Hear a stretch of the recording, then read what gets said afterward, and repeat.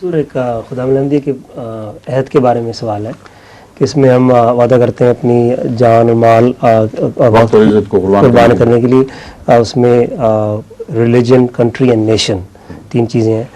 تو آج کل کی جو ملٹی نیشن کنٹریز ہیں اس میں یہ جو ملکی تو ہو گیا اور ریلیجن کا بھی ہو گیا، تو نیشن کا وہ اس کا آپ اثر الفاظ پڑھیں۔ میں خیال کرتا ہوں کہ قومی اور ملی مفاد کی خاطر قومی اور ملی مفاد کی خاطر اپنی جان، مال، وقت اور عزت کو قربان کرنے کے لیے ملی مفاد سے مراد نیشن کہاں سے بن گیا؟ انگلش ٹرانسلیشن میں وہ اس لیے کہ وہ مجبوری ہوگی ترجمہ کرنے والے کی، ٹھیک ہے، اس کو موزوں لفظ انگریزی زبان میں ملا نہیں۔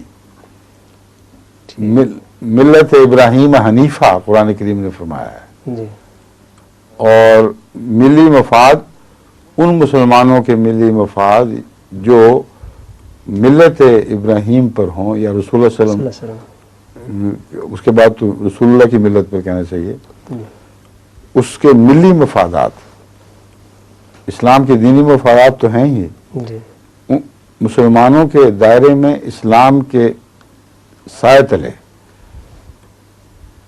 مسلمان کے جو ملی مفادات ہیں ان کی بھی میں حفاظت کروں گا۔ ٹھیک ہے، ٹھیک ہے؟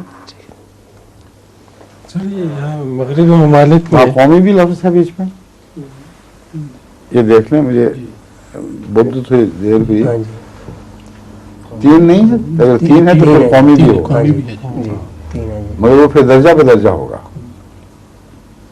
جی، ہر عہد کا ایک درجہ ہوتا ہے، اولیت دین کو ہوگی، دین کو بھی، پھر ملک پھر ملت کو، اور پھر قوم اور ملک کو، قوم۔ ٹھیک ہے؟